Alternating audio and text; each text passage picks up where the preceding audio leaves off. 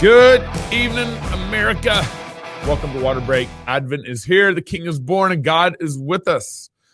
We have been working hard to upgrade our club member experience, and the most recent upgrades includes a club member only social media experience. It's kind of getting off the ground.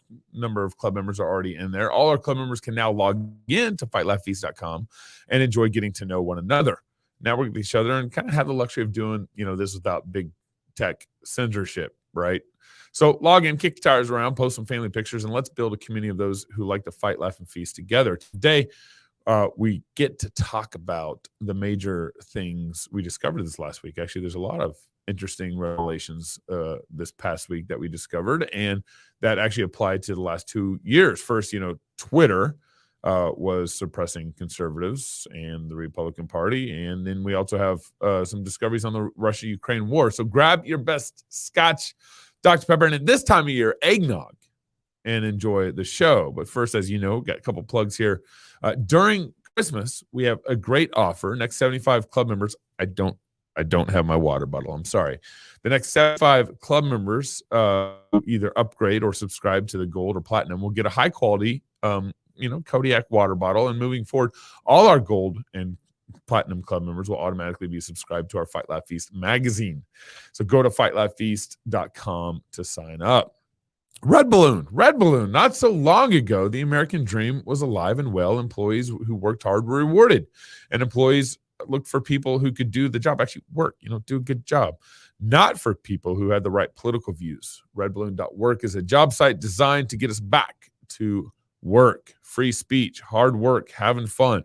If you are free speech employer wants to hire employees focus on their work and not identity politics, then post a job at redballoon.work, not .com, .work. .com is .commie, right?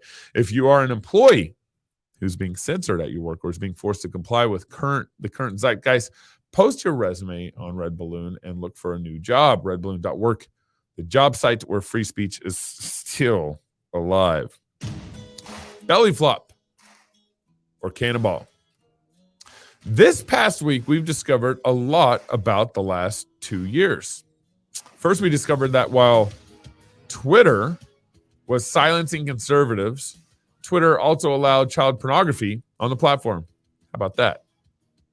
Secondly, Fauci went under oath this last week. If you guys hadn't been following this, Fauci went under oath and said he could not remember things he did in the past 2 years over 150 times. I don't recall. I don't remember. I don't recall, that kind of thing.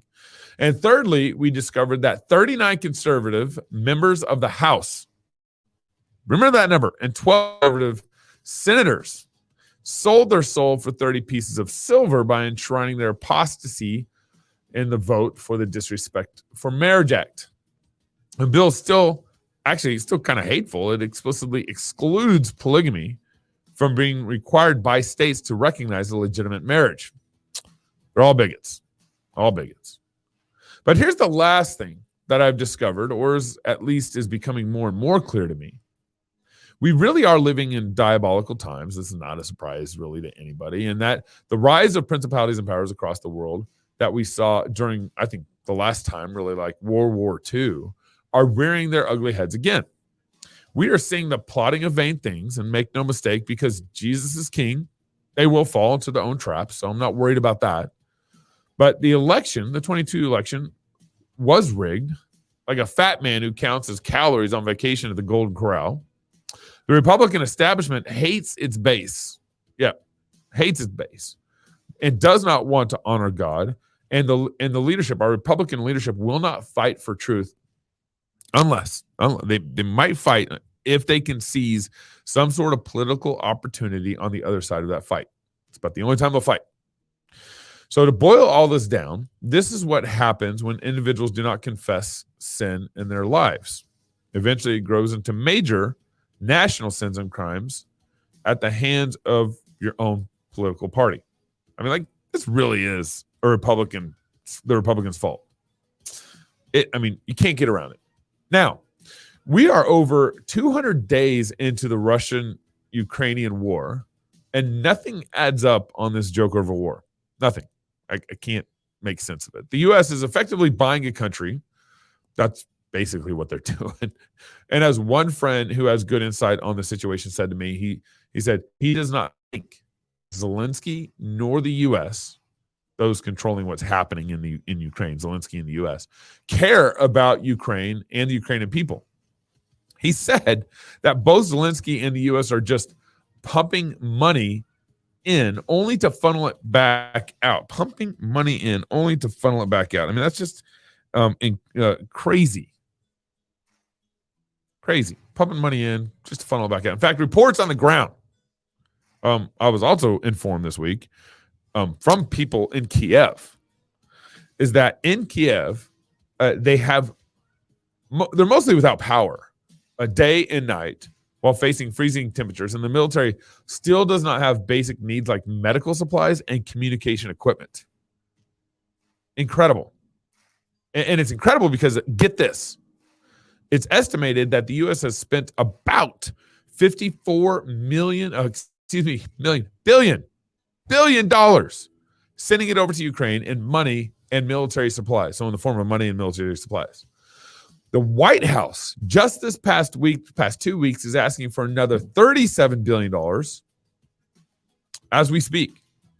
Where is all this money going? How come they don't have basic medical supplies in Ukraine right now for the military? And we're getting up to $100 billion that the U.S. is about to send over. 44 million already sent, 37 they're going to vote on before the new year. I don't know. $37 billion. They don't even have electricity or barely have electricity. Where's all this money going? It's insane. Then we bring in the Brittany Griner prison swap scenario. Kind of an interesting timing. Of course, the November election had to happen first before Biden would do anything. But how is it that Ukraine is in the middle of a war with Russia that we are funding, and at the same time negotiating prisoner swaps with Russia? How's the U.S. is funding this war and we're negotiating prison swaps with the enemy, our friend's enemy, whatever? Especially a prisoner swap who could get involved in the Russia-Ukraine war. Remember, Griner was swapped out for a gun lord, basically. Now, a number of the pundits have already pointed out that the pothead Black Lives Matter, unless they're in their murdered in their mother's womb, advocate Griner was swapped out for the Russia gun lord instead of one of our military members who's been left in the Russia prison system since 2018. So we had this military guy who's been convicted in Russia and is in prison there, but since 2018. But Biden chose to swap out Griner than him. And here's my problem with that point. I think there's some legitimacy to it, but here's the problem I have. I believe we should be negotiating to free our women first. I think that should be first. Even if that woman's values are whacked, she still is a woman, and we want to honor that, and she's still an American citizen. But it is worth pointing out that we are a nation with evildoers that funds international evil, that twists laws into attacking the righteous, that will swap out, one drug lord for a homosexual who is cancer. That lifestyle is cancer to our society. A just as bad as the drug lord is to Russia. But even here's what's crazy about this, though. Even Russian news outlets understand our woke problem. Just yesterday, there was a clip from Russian TV. Just on Friday, excuse me. Russia TV news outlet where they were talking. These three or four Russian news commentary hosts were talking about that Whelan, the guy who's still in prison, the American who's left in prison over there, had three problems. He was a white male. He was white. He was a male, and he was heterosexual. That's what the Russian, political commentary pundits were talking about. They also understood the advantage or the Biden woke math equation for this prison swap. But here's where we're at. Woe to those who call evil good and good evil. Woe to the pastors who refuse to fight the wolves and protect the sheep. and refused to speak out against Biden, against Trump when he was in office, against all the political shenanigans that are going on in the Republican Party right now, who are voting for the Disrespect for Marriage Act. Woe to the dads who refuse to stand up for their families while getting promoted in their woke corporations. How much did that happen in the last couple of years? Woe to women who work to build their careers outside of the home while abandoning their kids to be mothered by nannies, daycares, and public school systems. Woe to the church who refuses to listen to all of God's word because they're embarrassed or even apologetic of certain Bible verses. You know those churches. You know that sermon, that Bible verse that pastor, or maybe your pastor, can't preach on. Not yet.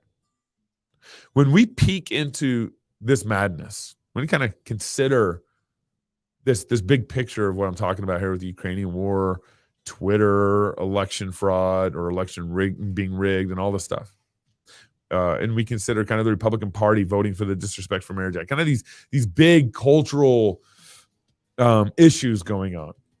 When we peek into this madness, when we begin to see clearly the schemes of all the principalities and powers, when we wake up to the pickle that we are in as a nation and a church, this really should bring us to our knees.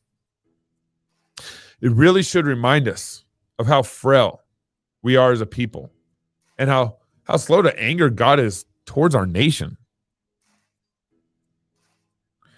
We can point out the abortion carnage. God has been slow to anger. 60 million babies have been killed since Roe v. Wade. He's been slow to anger. He's been slow to anger as we overturn biblical marriage in our culture and in our Constitution and in our states. He's slow to anger in all the sins that our nation promotes and even blesses. God is slow to anger. And I have no problem pointing out the problems in our country and in our church. But this all should boil down to the realization that this is what happens when individuals like me, like you, like your children or family, like individuals, do not confess sin in their own lives. Small sins and the heart grow to affect the family. Small sins in the heart grow to affect your city. Small sins in the heart grow to affect your country. There's no way around this. Small sins in your heart eventually grow into major national sins. This is why in Cross Politic and WaterBreak, we constantly are trying to remind you that, hey, the church is responsible for the spiritual condition of our country. But this is Advent season. And the moment's always right to confess our sins. But in these seasons, we're particularly reminded of the glory of having clean hearts, clean minds, clean relationships with our wives and our children, our family, our community. And so when we consider like the big sins of our nation, the big issues that we're facing, the big problems that we're in, they're all pale in comparison to the greatness of Jesus, who's our King, right? This is Advent season.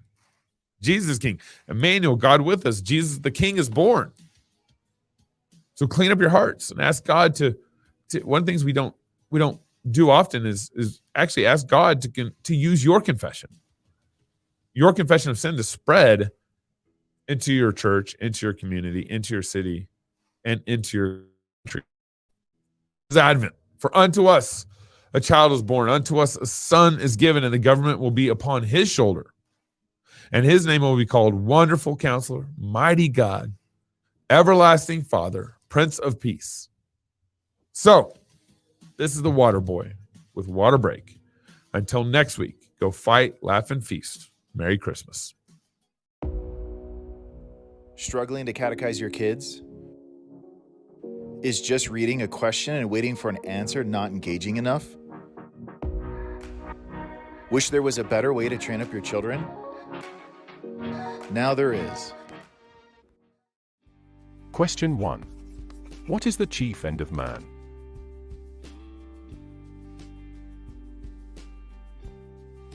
Answer. Man's chief end is to glorify God, and to enjoy Him forever.